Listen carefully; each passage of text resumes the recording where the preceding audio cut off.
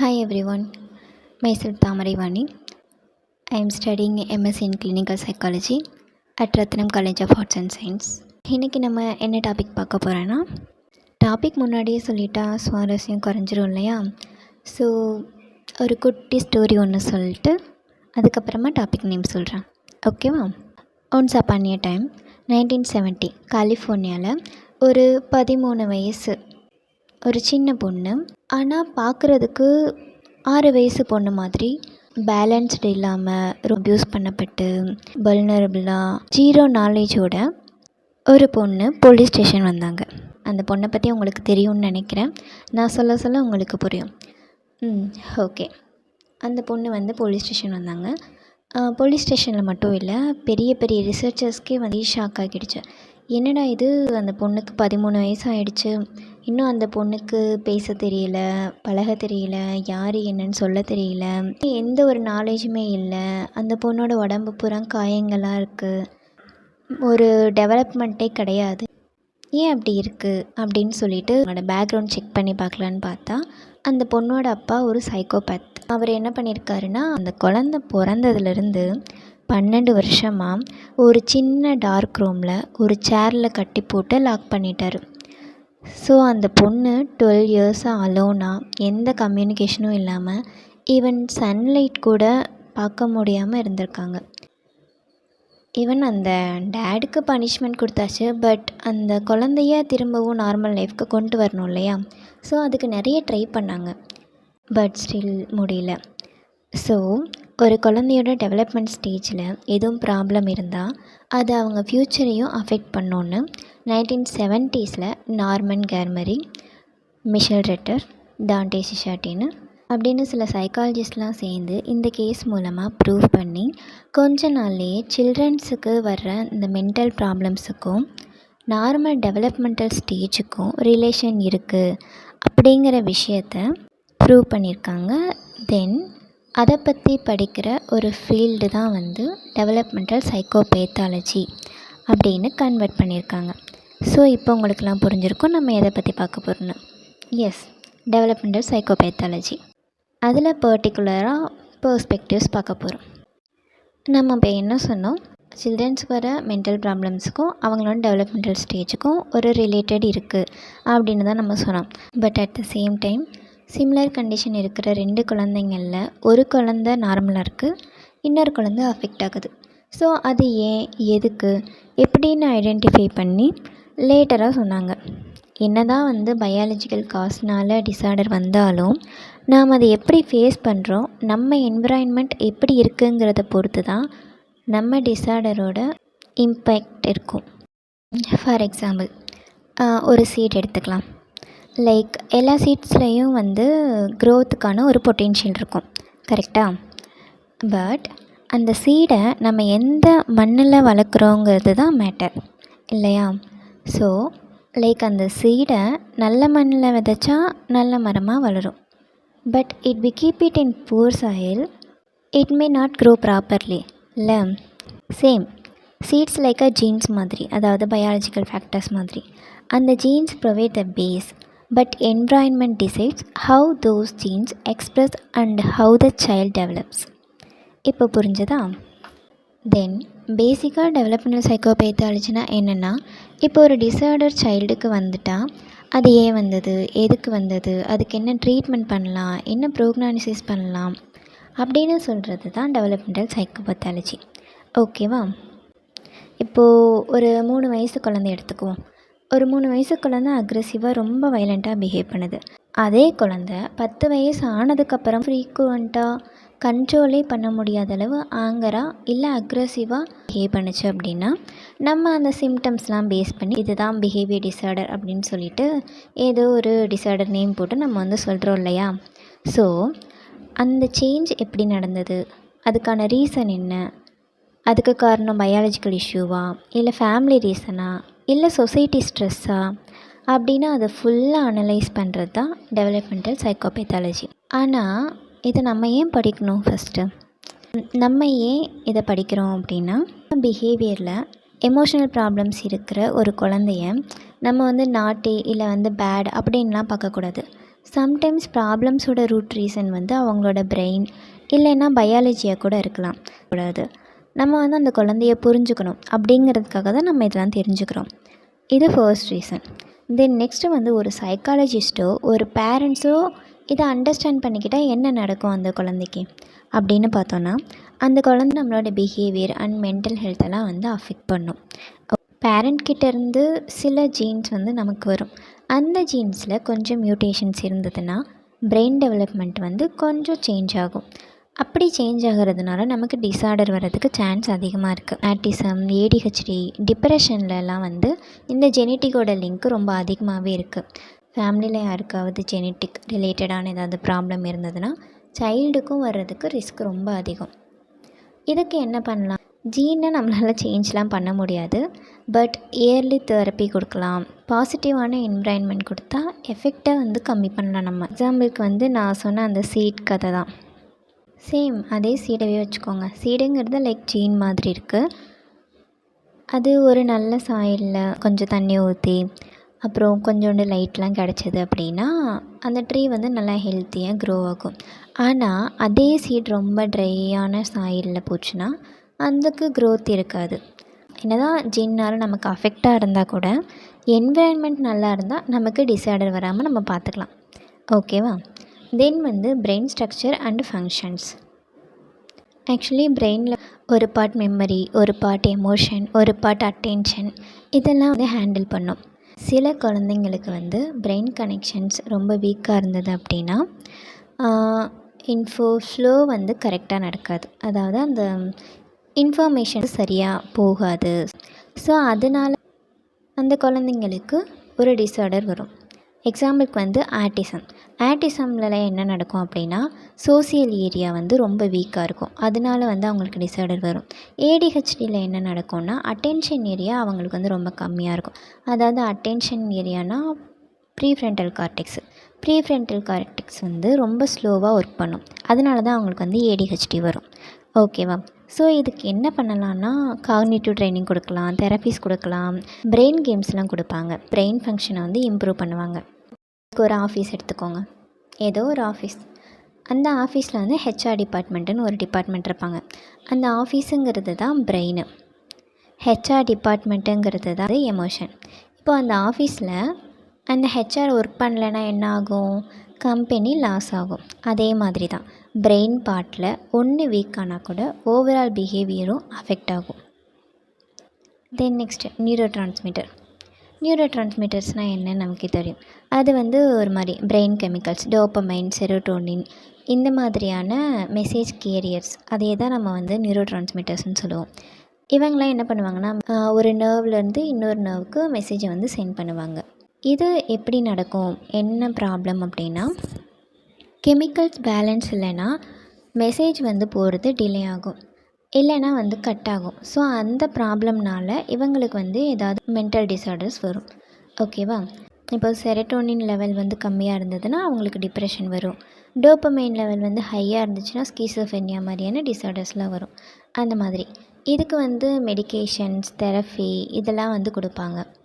எக்ஸாம்பிளுக்கு வந்து இப்போ நம்ம வாட்ஸ்அப்பில் மெசேஜ் அனுப்புகிறோம் இல்லையா? இப்போது இன்டர்நெட் கம்மியாக இருந்தால் என்னாகும்? மெசேஜ் போகிறதுக்கு லேட் ஆகும். அதே மாதிரி தான் நம்மளோடதுலேயும் கெமிக்கல் இம்பேலன்ஸாக இருக்குது அப்படின்னா நம்மளோட பிரெயினுக்கு போக வேண்டிய மெசேஜ் கரெக்டாக போகாது. ஸோ அதனால் வந்து மூட் ஸ்விங்ஸ் எல்லாம் வரும். Then next neuro endocrine system. நம்ம பாடி ஸ்ட்ரெஸ்ஸை ஹேண்டில் பண்ணுற ஹார்மோன் சிஸ்டம் தான் நியூரோ எண்டோக்ரைன் சிஸ்டம் அப்படின்னு சொல்லுவாங்க. லைக் கார்டிசோல் மாதிரி. குழந்தைங்க வந்து கண்டினியூஸாக ஸ்ட்ரெஸ்ஸு, கான்ஃப்ளிக்ட்டு, ஃபியரு இந்த மாதிரிலாம் இருந்தாங்க அப்படின்னா அவங்களுக்கு வந்து கார்டிசோல் லெவல் ரொம்ப அதிகமாகும். அது பிரெயின் டெவலப்மெண்ட்டை டிஸ்டர்ப் பண்ணும். Anxiety, emotional imbalance, sleep issues இதெல்லாம் கூட அவங்களுக்கு வரதுக்கு சான்ஸ் அதிகமாக இருக்குது. இதுக்கு என்ன பண்ணலாம் அப்படின்னா ரிலாக்ஸேஷன் கொடுக்கலாம், செக்யூரான என்விரான்மெண்ட்டை கொடுத்தா கார்டிசோல் லெவலை வந்து கம்மி பண்ண முடியும். ஏன்னா கார்டிசோலுங்கிறது ஒரு ஸ்ட்ரெஸ் ஹார்மோன். ஸோ அந்த ஸ்ட்ரெஸ்ஸை ரிலீவ் பண்ணுறதுக்கு நம்ம என்னெல்லாம் கொடுக்குறோமோ அதெல்லாம் தான் இதுக்கான ட்ரீட்மெண்ட். ஓகேவா? ஸ்ட்ரெஸ் ஹார்மோனுங்கிறது ஒரு ஃபயர் அலாம் மாதிரி வச்சுக்கோங்க. இப்போது நமக்கு தேவையானப்போ அந்த அலாம் அடித்தா ஓகே ஃபைன். நமக்கு அது தேவையே இல்லை. எப்போ பாரு அதை அடிச்சுக்கிட்டே இருந்ததுன்னா நமக்கு எப்படி இருக்கும், ஒரு மாதிரி ப்ரெஷர் ஆகும் இல்லையா? அதே தான் அந்த குழந்தைக்கும். Then next neuroplasticity. நியூரோபிளாஸ்டிசிட்டி அப்படின்னா பிரெயினுக்கு வந்து செல்ஃப் கரெக்ட் இல்லை லேர்ன் பண்ண ஒரு பவர் இருக்குது. அதை தான் வந்து நியூரோபிளாஸ்டிசிட்டின்னு சொல்லுவாங்க. ஒரு நல்ல தெரப்பி, ஒரு லவ், பாசிட்டிவான லேர்னிங் இதெல்லாம் கொடுத்தோம் அப்படின்னா பிரெயின் வந்து நியூ கனெக்ஷன்ஸை க்ரியேட் பண்ணும். ஈவன் இப்போ வந்து பிரெயினோட பார்ட்ஸ் ரொம்ப டேமேஜ்டாக இருந்தால் கூட அதுக்கு வந்து நம்மளால் சப்போர்ட் கொடுக்க முடியும். அதை வந்து நம்ம ரெக்கவரி பண்ண முடியும். அதுக்கான பாசிபிள் இருக்குது. அதுதான் வந்து நியூரோபிளாஸ்டிசிட்டி அப்படின்னு சொல்லுவாங்க. இதுக்கு என்னென்னலாம் பண்ணுவாங்கன்னா, தெரப்பி கொடுப்பாங்க, கேம்ஸ் கொடுப்பாங்க, எமோஷ்னல் கேர் கொடுப்பாங்க, புதுசாக நிறைய விஷயத்த கற்றுக்க சொல்லுவாங்க, லேர்ன் பண்ண சொல்லுவாங்க. எல்லாமே வந்து பிரெயினை திரும்ப கொண்டு வரதுக்கு, அதாவது நெகட்டிவான இருக்க ஒரு விஷயத்த பாசிட்டிவாக கொண்டு வரதுக்கு ஹெல்ப் பண்ணுது. ஓகேவா? கொடியெல்லாம் நம்ம வீட்டில் வளர்ப்போம் இல்லையா? அந்த கொடியெல்லாம் வந்து ஸ்ட்ரெயிட்டாக போகணுன்றதுக்காக குச்சி கட்டி விட்டால் அது வந்து கரெக்டாக போகும். அதே மாதிரி தான் நம்ம பிரெயினுக்கும் ஒரு சப்போர்ட் கொடுத்தா ஒரு க்ரோத்து, ஒரு ஹீலிங் பாசிபிளாக இருக்கும். அதுதான் நியூரோபிளாஸ்டிசிட்டின்னு சொல்லுவாங்க. தென் next environmental factors. Environmental factors எப்படி பயாலஜி கூட சேர்ந்து ப்ளே பண்ணுது அப்படின்னு பார்க்க போகிறோம். எபிஜெனெட்டிக்ஸ் ஃபர்ஸ்ட்டு. எபி அப்படின்னா வந்து அபவ் அப்படின்னு அர்த்தம். On top. அதாவது எபிஜெனெட்டிக்ஸ்னால் என்னென்னா, ஜீனை சேஞ்ச் பண்ணுறது இல்லை ஜீன் எப்படி ஒர்க் பண்ணுது அப்படின்னு கண்ட்ரோல் பண்ணுற ஒரு சிஸ்டம். ஜீனை வந்து ஆன் இல்லை வந்து ஆஃப் பண்ணுற அந்த கண்ட்ரோல் இருக்கிற ஒரு சிஸ்டம் தான் வந்து எபிஜெனெட்டிக். ஓகேவா? எப்படி நடக்கும்னா, environment, stress, food, love, drama இந்த மாதிரியான ஏதோ ஒரு என்விரான்மெண்ட் எடுத்துக்கோங்க. இப்போது வந்து நமக்கு ஸ்ட்ரெஸ் வருதுன்னு வச்சுக்கோங்களேன். ஸ்ட்ரெஸ் அதிகமாக என்ன ஆகும்னா, ஜீனோட ஸ்விட்ச்சு மாறி ஒர்க் பண்ண ஆரம்பிச்சிடும். இப்போது சேம் ஜீன் இருக்கிற 2 பசங்க, ஒருத்தன் வந்து ரொம்ப கேரிங்கான ஹோமில் ரொம்ப நல்லா வளர்ந்துட்டுருக்கான், இன்னொருத்தன் வந்து ஸ்ட்ரெஸ் என்விரான்மெண்ட்டில் கஷ்டப்பட்டு வாழ்ந்துட்டுருக்கான். இப்போ வந்து என்ன ஆகும்னா, இந்த செகண்ட் சைல்டு இருக்கான் இல்லையா, அந்த ரொம்ப ஸ்ட்ரெஸ்ஸான என்விரான்மெண்ட்டில் இருக்க பையன், அந்த பையனுக்கு என்ன ஆகும்னா ஸ்ட்ரெஸ் ரிலேட்டடான அந்த ஜீன் வந்து ஆக்டிவேட் ஆகும். அப்புறம் இது வந்து லாங் டேர்ம் ஸ்ட்ரெஸ்ஸு, நெக்லெக்ட் ஜீனோட ஸ்ட்ரெஸ் ரெஸ்பான்ஸு இதையெல்லாம் வந்து ரொம்ப பெர்மனெண்ட்டாக சேஞ்ச் பண்ணும். இதுக்கு என்னென்னலாம் பண்ணலான்னா, good environment, love, emotional support கொடுத்தோம் அப்படின்னா இந்த எபிஜெனெட்டிக் எஃபெக்ட்ஸை வந்து நம்ம ரிவர்ஸாக ரெடியூஸ் பண்ணலாம். ஓகேவா? இப்போது எக்ஸாம்பிளுக்கு வந்து ஜீன் அப்படிங்கிறத ஒரு லைட் பல்ப் மாதிரி வச்சுக்கோங்க. ஒரு என்விரான்மெண்ட்டுங்கிறது தான் ஸ்விட்ச்சு. அந்த ஸ்விட்சை ஆன் பண்ணும்போது லைட் வரும், ஆஃப் ஆகும்போது டார்க் ஆயிரும். ஜீன் இருந்தாலும் கூட என்விரான்மெண்ட் தான் டிசைட் பண்ணும் அது ஒர்க் பண்ணணுமா ஒர்க் பண்ணக்கூடாதா அப்படிங்கிறத. Then next prenatal stress. குழந்தை வயிற்றில் இருக்கும்போது அம்மா வந்து ரொம்ப ஸ்ட்ரெஸ்ஸாக இருந்தாங்க அப்படின்னா என்ன ஆகும்னா, அந்த குழந்தையோட பிரெயினுக்கு அந்த கார்ட்டிசோல், அதாவது ஸ்ட்ரெஸ் ஹார்மோன் இருக்கு இல்லையா, அந்த ஸ்ட்ரெஸ் ஹார்மோன் வந்து குழந்தையோட பிரெயினுக்கு ரீச் ஆகும். ஸோ கண்டினியூஸான ஒரு ஸ்ட்ரெஸ்ஸு அந்த பேபியோட ஸ்ட்ரெஸ் சிஸ்டம் இருக்கு இல்லையா, அதை வந்து ரொம்ப ஓவர் ஆக்டிவ் ஆக்கும். அப்படி ஓவர் ஆக்டிவ் ஆச்சு அப்படின்னா brain growth, emotional control area, அதாவது அமிக்டெல்லா, ஹிப்போகேம்பஸ் இதெல்லாம் வந்து இம்பேக்ட் ஆகும். ஸோ சைல்டு லேட்டர் லைஃப்பில் வந்து anxiety, sleep problems, emotional regulation difficulty இதையெல்லாம் வந்து ஃபேஸ் பண்ணுவாங்க. இதுக்கு என்ன பண்ணலாம் அப்படின்னா, ப்ரெக்னென்சி டைமில் காம் என்விரான்மெண்ட், மியூசிக், ரிலாக்ஸேஷன், பாசிட்டிவான ஒரு சப்போர்ட் கொடுத்தா பேபிக்கும் நல்ல இம்பேக்ட் ஆகும். ஓகேவா? தென் இது எப்படி புரிஞ்சுக்கிறதுனா, நான் ஆல்ரெடி சொன்ன மாதிரி தான், அம்மா ஸ்ட்ரெஸ்ஸில் இருந்தான்னா பேபிக்கிட்ட கண்டினியூஸ்லி ஒரு அலாரம் சவுண்ட் மாதிரி ஸ்ட்ரெஸ் சிக்னல் போயிட்டே இருக்கும். அப்போ பேபி பிரெயின் வந்து எப்போவுமே டேஞ்சர் மோட்லேயே இருக்கும். அப்படி டேஞ்சர் மோட்லேயே அது டெவலப் ஆகிறதுனால ஃப்யூச்சரில் அதுக்கு வந்து ப்ராப்ளம் வரும். Simple. Then next early neglect or abuse. குழந்தைங்க வந்து சின்ன வயசுலேயே லவ், கேர், டச், சேஃப்டி இதெல்லாம் வந்து கிடைக்கல அப்படின்னா பிரெயினில் வந்து எமோஷ்னல் சர்க்யூட்ஸ் வந்து ரொம்ப வீக் ஆகிடும். இது எப்படி நடக்கும் அப்படின்னா, நெக்லெக்ட் ஆர் அப்யூஸ்னால் ஸ்ட்ரெஸ் ஹார்மோன்ஸ் வந்து ரொம்ப அதிகமாக ரிலீஸ் ஆகும். அது பிரெயினில் emotional control area, amygdala, prefrontal cortex இதை எல்லாத்தையும் வந்து அஃபெக்ட் பண்ணும். So anchor, fear, trust problem, relationship difficulties, anxiety, sometimes வந்து குழந்தைங்களுக்கு கண்டக்ட் டிஸார்டர் வரலாம், டிப்ரெஷன் டெவலப் ஆகும். இந்த மாதிரியான ப்ராப்ளம்லாம் வரும். இதுக்கு நம்ம என்ன பண்ணலாம் அப்படின்னா, ஒரு சேஃபான என்விரான்மெண்ட், எமோஷ்னல் பாண்டிங், இந்த தெரப்பியெல்லாம் கொடுத்தோம் அப்படின்னா பிரெயின் வந்து கிராஜுவலி ஹீல் ஆகும். நியூரோபிளாஸ்டிசிட்டி ஹெல்ப் பண்ணும். என்னென்னா, இப்போ ஒரு பிளான்ட்டுக்கு டெய்லி வாட்டர் கொடுக்குறோம், ஒரு 2 நாள் வந்து நம்ம கொடுக்கவே இல்லை. ஸோ அது என்ன ஆகும், கொஞ்சம் வாடி போகும். திரும்பவும் வந்து அதுக்கு கொஞ்சம் தண்ணியெல்லாம் கொடுக்குறோம், கொஞ்சம் சன்லைட்லாம் கொடுக்குறோம், முன்னாடி இருந்ததை விட இப்போ எக்ஸ்ட்ரா கேர் கொடுக்குறோம். அப்படி இருந்ததுன்னா என்னாகும், திரும்பவும் அந்த செடி வந்து தளர்ந்து வரும். கரெக்டாக? ஸோ அதே மாதிரி தான், அதாவது நெக்லெக்டட் இல்லை வந்து அப்யூஸ் அனுபவித்த அந்த குழந்தைங்களுக்கு லவ், சேஃப்டி இதெல்லாம் வந்து கொடுத்தோன்னா அந்த குழந்தைங்களோட பிரெயின் ஸ்லோவாக ரெக்கவர் ஆகும். இதெல்லாம் தான் வந்து என்விரான்மெண்டல் ஃபேக்டர்ஸ். நெக்ஸ்ட்டு சைக்காலஜிக்கல் பெர்ஸ்பெக்டிவ்ஸ்னாலே நம்ம எதை ஃபோக்கஸ் பண்ணுவோம், சைல்டோட தாட்ஸு, ஃபீலிங்ஸு, எமோஷன்ஸ், பிஹேவியர் இது எல்லாம் எப்படி டுகெதராக டெவலப் ஆகுது இல்லை டிஸ்டர்ப் ஆகுதுன்னு பார்க்குறது. இது மெயின்லி வந்து மைண்ட் பேஸ்டு எக்ஸ்ப்ளனேஷனை கொடுக்கும். பிரெயின் இல்லைனா ஜீன்ஸ் இல்லாமல் சைல்டு எப்படி யோசிக்கிறாங்க, ரியாக்ட் பண்ணுறாங்க, ஃபீல் பண்ணுறாங்க அப்படிங்கிறத பார்த்து இன்டர்ப்ரேட் பண்ணுவாங்க. அதுதான் வந்து சைக்காலஜிக்கல் பெர்ஸ்பெக்டிவ். அதில் ஃபர்ஸ்ட் ஒன் காக்னிட்டிவ் பெர்ஸ்பெக்டிவ். இது சைல்டோட திங்கிங் அண்ட் லேர்னிங் ப்ராசஸ் பேஸ்டாக இருக்கும். சில்ட்ரன் வந்து எப்படி கிராஜுவலாக இந்த வேர்ல்டை புரிஞ்சுக்கிறாங்க, அவங்க எப்படி ரீசனிங்லாம் டெவலப் பண்ணுறாங்க அப்படின்னு பார்க்குறாங்க. அப்புறம் இதில் ப்ராப்ளம் என்ன அப்படின்னா, குழந்தைங்க வந்து தவறான நம்பிக்கையை ரொம்ப சீக்கிரமாகவே வளர்த்துப்பாங்க. எக்ஸாம்பிளுக்கு ஒரு சின்ன குழந்தை ஸ்கூலில் எக்ஸாமில் ஃபெயில் ஆகிட்டாங்க.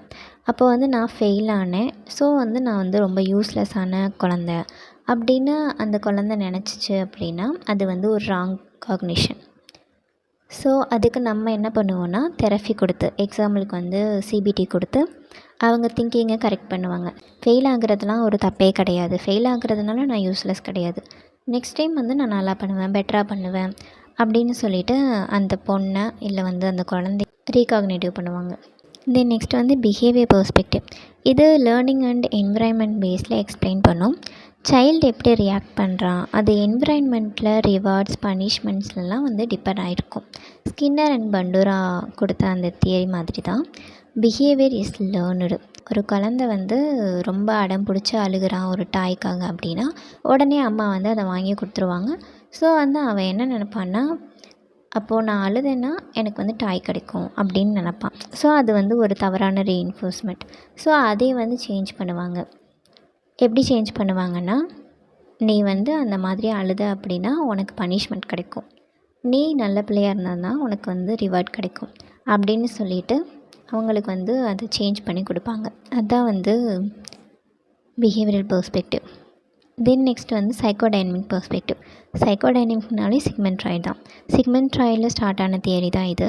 Unconscious mind, early childhood experience இதெல்லாம் தான் வந்து ஒரு ப்ராப்ளம்ஸுக்கு ரூட் காஸாக இருக்கும் அப்படிங்கிறத பற்றி பேசுகிறது தான் unconscious mind.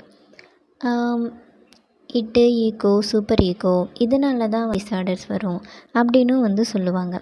Childhood drama, நெக்லெக்ட்டு, insecurity இதெல்லாம் வந்து லேட்டர் லைஃப்பில் ஆன்சைட்டி, டிப்ரெஷன் இதெல்லாம் வர்றதுக்கு சான்சஸ் அதிகமாக கொடுக்கும். எக்ஸாம்பிள் வந்து சைல்ட்ஹுட்டில் இப்போ பேரண்ட்ஸ் கிட்ட லவ் இல்லைன்னா லேட்டர் ரிலேஷன்ஷிப்பில் அவங்க ஒரு மாதிரி ஃபியர் ஆஃப் ரிஜெக்ஷன் அதெல்லாம் வந்து ஃபீல் பண்ணுவாங்க. தென் நெக்ஸ்ட்டு வந்து சோசியல் லேர்னிங் பெர்ஸ்பெக்டிவ். இது சொன்னவர் வந்து Albert Bandura theory. Children learn by வாட்சிங் அதர்ஸ். சில்ட்ரன்ஸ் வந்து எதை பார்க்குறாங்களோ அப்படியே கற்றுப்பாங்க அப்படின்னு வந்து அவர் சொல்லியிருப்பார். அப்சர்வேஷன் அண்ட் இமிட்டேஷன்ஸில் லேர்னிங் நடக்கும். சைல்டு வந்து பேரண்ட்ஸ் இல்லை ஃப்ரெண்ட்ஸு, டிவி கேரக்டர்ஸ் இதையெல்லாம் வந்து அப்சர்வ் பண்ணிவிட்டு பிஹேவியரை காப்பி பண்ணுவாங்க. இப்போ எக்ஸாம்பிளுக்கு வந்து டிவியில் ஏதாவது வைலன்ஸை பார்த்தா அதை இமிட்டேட் பண்ணுவாங்க. ஆங்கர், அக்ரெஷன் இதெல்லாம் வந்து டெவலப் ஆகும். ஸோ ப்ரிவென்ஷனில் என்ன பண்ணலான்னா, பேரண்ட்ஸ் எப்போவுமே வந்து குழந்தைங்கள மானிட்டர் பண்ணணும், நல்ல விஷயத்த மட்டுமே அவங்களுக்கு சொல்லிக் கொடுக்கணும், பாசிட்டிவான ரோல் மாடல்ஸை வந்து செட் பண்ணி வைக்கணும். இதெல்லாம் தான் வந்து சைக்காலஜிக்கல் பெர்ஸ்பெக்டிவ்ஸ். இப்போ நம்ம 3மே பார்த்துட்டோம், பயாலஜிக்கல், சைக்காலஜிக்கல், என்விரான்மெண்டல். தென் நெக்ஸ்ட்டு வந்து இந்த 3க்கும் என்னென்ன மாதிரியான ட்ரீட்மெண்ட்லாம் கொடுக்குறாங்க அப்படின்னா, first biological treatment, brain chemicals, hormones, genetics impact, இதுலலாம் வர்ற அந்த சிம்டம்ஸ் இருக்கு இல்லையா, அதையெல்லாம் வந்து ரெடியூஸ் பண்ணுறதுக்கு ஹெல்ப் பண்ணுற மெத்தட்ஸ் இதெல்லாம். ஃபர்ஸ்ட் வந்து மெடிகேஷன்ஸ் கொடுப்பாங்க. ஏடிஹெச்டி இருக்கிற குழந்தைக்கு வந்து ஸ்டிமுலண்ட் மெடிசன்ஸ்லாம் கொடுப்பாங்க. எதுக்காகனா அவங்களோட அட்டென்ஷனை இம்ப்ரூவ் பண்ணுறதுக்கு. தென் நெக்ஸ்ட்டு வந்து டிப்ரெஷனில் ஆன்டி டிப்ரெசன்ட், மூட் ரெகுலேட் பண்ணும், டயட், ஸ்லீப், எக்ஸசைஸ் இதெல்லாம் வந்து எது கொடுப்பாங்கன்னா விட்டமின் டெஃபிஷியன்சி, அப்புறம் வந்து இரிட்டபிலிட்டியை கம்மி பண்ணுறதுக்கு கொடுப்பாங்க. ப்ராப்பரான ஸ்லீப் இருக்கணும், பெட்டரான லேர்னிங், அப்புறம் வந்து எமோஷ்னல் கண்ட்ரோல் இதையெல்லாம் வந்து சரி பண்ணுறதுக்கு ஒரு ப்ராப்பரான ஸ்லீப் வந்து இருக்கணும்னு சொல்லுவாங்க. தென் நெக்ஸ்ட்டு சைக்காலஜிக்கல் ட்ரீட்மெண்ட்ஸ் என்னென்ன அப்படின்னா வந்து குழந்தைங்களோட திங்கிங், பிஹேவியர், எமோஷன்ஸ் இதெல்லாம் வந்து கரெக்ட் பண்ணுறது தான். நம்ம ஆல்ரெடி பார்த்த மாதிரி தான் சிபிடி கொடுப்பாங்க. நெகட்டிவ் தாட்ஸை பாசிட்டிவான தாட்ஸாக மாற்றுறதுக்கு. அப்புறம் பிஹேவியர் தெரப்பி கொடுப்பாங்க. ரிவார்ட் சிஸ்டம், டோக்கன் சிஸ்டம் இதையெல்லாம் வந்து வச்சு அவங்களோட பிஹேவியரை மாடிஃபை பண்ணுறதுக்கு. தென் நெக்ஸ்ட்டு வந்து ப்ளே தெரப்பி கொடுப்பாங்க. ப்ளே தெரப்பி எதுக்கு கொடுப்பாங்கன்னா, நம்ம இப்போ பேசுகிறது பூராமே சின்ன குழந்தைங்க. ஸோ அவங்களுக்கு என்ன பிடிக்கும், விளையாடுறது தானே பிடிக்கும். ஸோ அதனால் மோஸ்ட்லி வந்து குழந்தைங்களுக்கு ப்ளே தெரப்பி தான் கொடுப்பாங்க. ப்ளே தெரப்பி மூலமாக தான் அவங்களோட ஃபீலிங்ஸை வந்து அவங்க எக்ஸ்ப்ரெஸ் பண்ண முடியும். தென் நெக்ஸ்ட்டு வந்து ஃபேமிலி தெரப்பி. பேரண்ட்ஸ் சைல்டு பிஹேவியரை அண்டர்ஸ்டாண்ட் பண்ணிவிட்டு ஹோமில் வந்து எந்த மாதிரிலாம் வந்து குழந்தைய பார்த்துக்கணும் அப்படிங்கிறதுக்காக ஃபேமிலி தெரப்பி கொடுப்பாங்க. Then next environmental treatments. சைல்டோட ஹோம், ஸ்கூல், ஃப்ரெண்ட்ஸு, என்விரான்மெண்ட் இதெல்லாம் வந்து இம்ப்ரூவ் பண்ணுறதுக்கு இந்த தெரப்பிஸ்லாம் ஹெல்ப் பண்ணுது. அதுக்கு என்னென்னலாம் கொடுப்பாங்கன்னா, ஃபர்ஸ்ட் வந்து பேரண்ட் ட்ரைனிங் கொடுப்பாங்க. ஒரு காமான பேரண்டிங், பாசிட்டிவான டிசிப்ளினோட ஒரு ரொட்டீனை வந்து செட் பண்ணுவாங்க. இந்த மாதிரியெல்லாம் வந்து ட்ரைனிங் கொடுப்பாங்க. தென் நெக்ஸ்ட்டு வந்து ஸ்கூல் சப்போர்ட். ஸ்பெஷல் எஜுகேட்டர் இருப்பாங்க. ஐஇபி பிளான், அதாவது இண்டிவிஜுவல் எஜுகேஷன் பிளான். ஒவ்வொரு குழந்தைக்கும் ஒவ்வொரு இண்டிவிஜுவல் எஜுகேஷன் பிளான் வந்து இருக்கும். கிளாஸ் ரூம் அட்ஜஸ்ட்மெண்ட்ஸ் இருக்கும். தென் நெக்ஸ்ட்டு வந்து சேஃப் ஹோம் என்விரான்மெண்ட்.